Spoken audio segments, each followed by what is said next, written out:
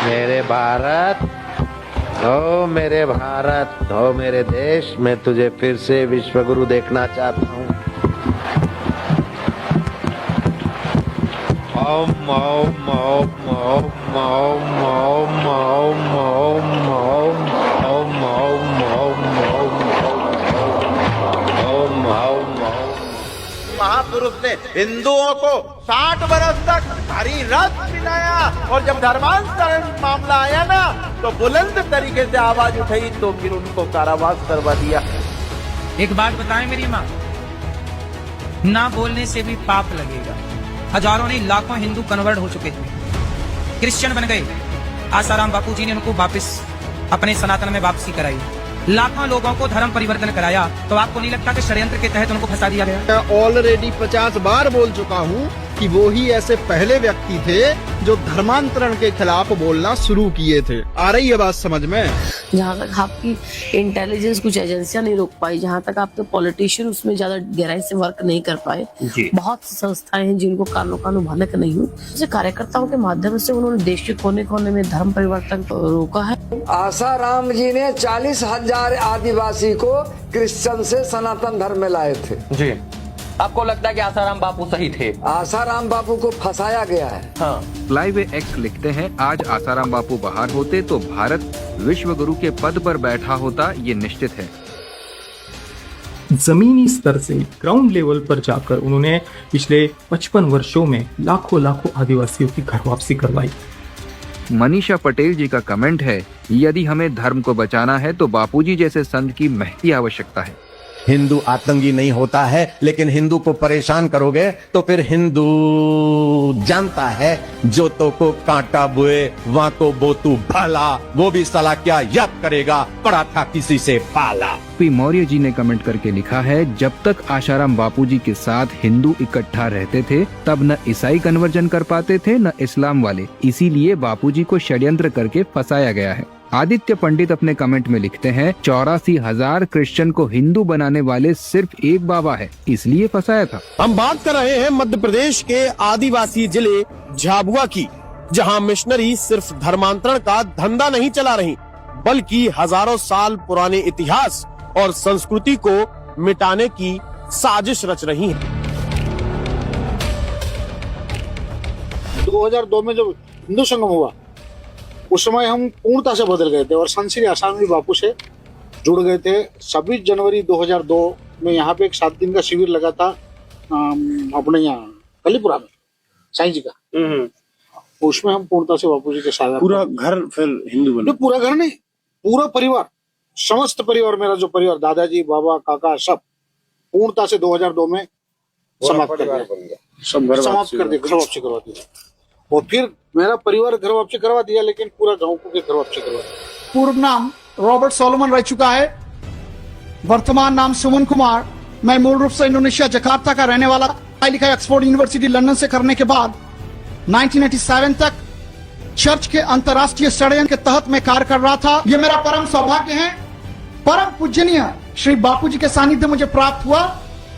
जाने अनजाने में जो हमसे जो बहुत बड़ी भूल हुई थी, हिंदू दर्शन हिंदू चिंतन को ना समझने के कारण अनजाने में जो हमने समाज को मतांतरण कर दिया था, अब उसका प्रायश्चित स्वरूप, धर्मांतरण किया था, उसका प्रायश्चित स्वरूप आप बाटोटानांतर कर रहे हैं। जो लोग भूले भटके रूट के टूट के छूट गए हैं, उनको पुनः वापस लाने का कार्य और पीड़ा पूजनीय बापू जी ने हमको सौंपे हैं। उन्हीं का आशीर्वाद लेके मैं समाज में कार्य कर रहा हूँ। हमारी सरकारों को भी सोचना चाहिए कि बापू जी को, जिसने इतना बड़े लेवल पर हिंदू जगाने का, हिंदू को बनाए रखने का, आदिवासी धर्म परिवर्तित ना कर रहे हैं, अपना धर्म परिवर्तन ना कर रहे हैं, उसके मास लेवल पर उन्होंने रोका और ऐसे व्यक्ति को आप जो है जेल में डाल दे रहे हैं। मेरे हिसाब से तो ये ठीक नहीं है। हिंदू समाज को आघात देने का एक कन्वर्टेड भारत आप लोग तैयार करने का षड्यंत्र कर रहे हैं। ये बापू जी के प्रति राजनीति नहीं है, अपितु इस देश के भविष्य के प्रति राजनीति है।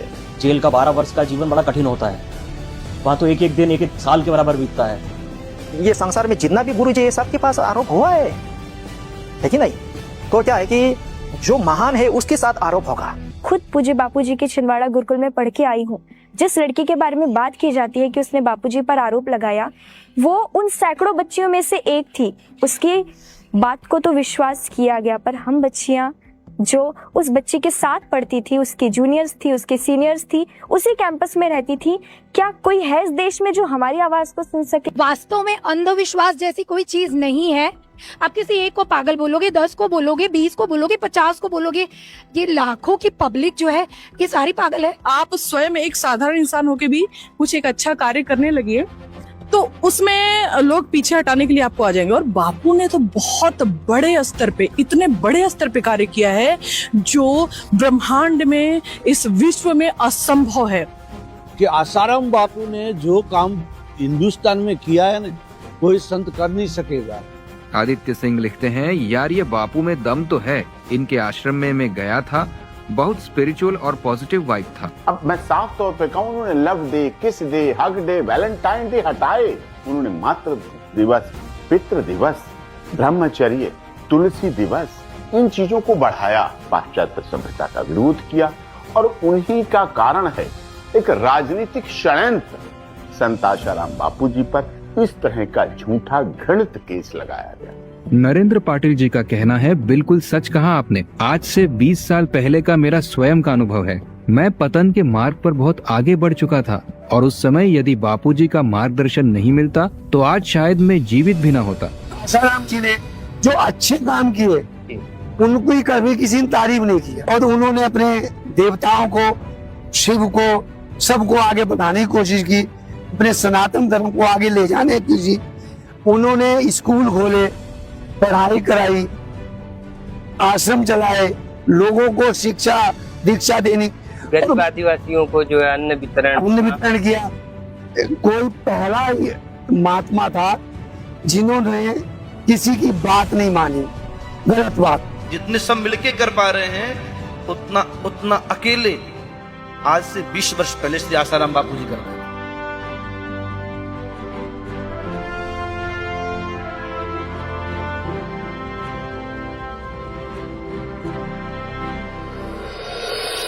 बारे बापू, वैलेंटाइन डे की इस तबाही को रोकने के लिए मात्र पितृ पूजन दिवस चलाया। बापू पहले ही बोल चुके थे, सनातन को सही मार्ग दिखाने के लिए मुझे अंदर भी जाना पड़े तो मैं चला जाऊंगा।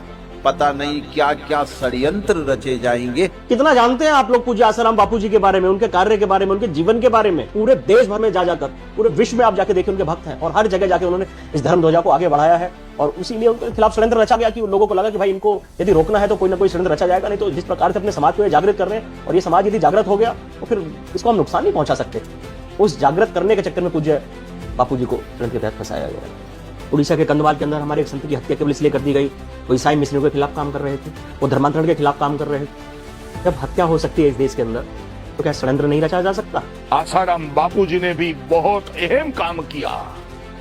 डांग की गली में जाइए, जोखी झोपड़ी में जाइए, दाहोद में जाइए, कच्छ की बॉर्डर में जाइए, आप डिशा की बनासकांठा की बॉर्डर में जाइए, आप राजस्थान में जाइए, मध्य प्रदेश में जाइए, आप उत्तर प्रदेश में जाइए, बंगाल में, ओडिशा में, केरल में, तमिलनाडु में, जोखी झोपड़ी में, गिरी कंदराहों में रहने वाले, सामान्य परिस्थिति में अपने जीवन गुजारिश करने वाले बंधुओं के पास जिसको धर्मांतरित किया गया, ऐसे सैकड़ों बंधुओं को वापिस लाने का काम पूज्यपाद आसाराम जी बापू के हाथों हुआ।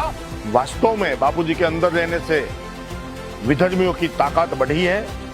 उन्होंने समाज की सेवा की, सनातन का प्रचार किया, घर घर में राम नाम पहुंचाया है आसाराम जी ने।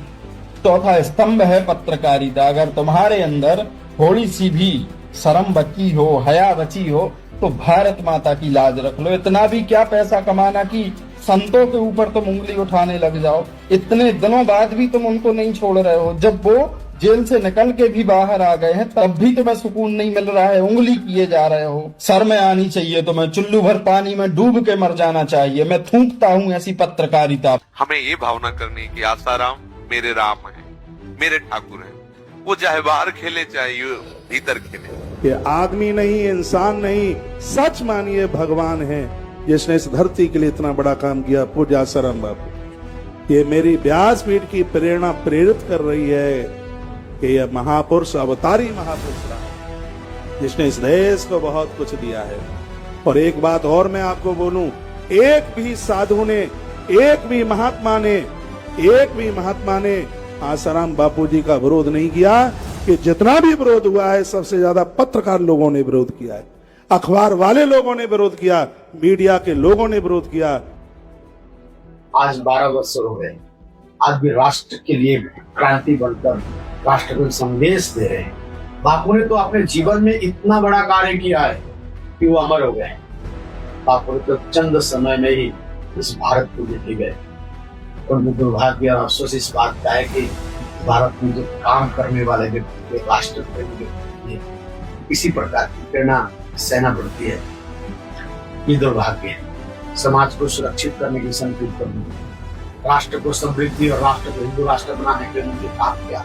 और मुझे विश्वास है कि बापू भी एक निर्दोष साबित होकर पुनः इस धरती को पावन करते हुए इस धरती में पुनः अपनी क्रांति से समाज को सींचने का नई क्रांति लाएंगे। भाव भी है, उनके लिए मंगल कामना भी है। भगवान आशुतोष से कि उनकी स्वास्थ्य ठीक रखे, एक समाज के लिए, धर्म के लिए, राष्ट्र के लिए, भारत के लिए ऐसे ऋषि की संतों की आवश्यकता है। आध्यात्मिक लेवल पर आसाराम बापूजी ने बहुत अच्छा कार्य किया। आत्मा से परमात्मा को जोड़ने का जो कार्य है वो उन्होंने बहुत मास लेवल पर किया। कि संतों पे जैसे हम बिना सोचे आरोप स्वीकार कर लेते हैं, ये ठीक नहीं। हम लोगों को भी पता है कि बापूजी सही है, हम लोग भी मानते हैं कि बापूजी सही है।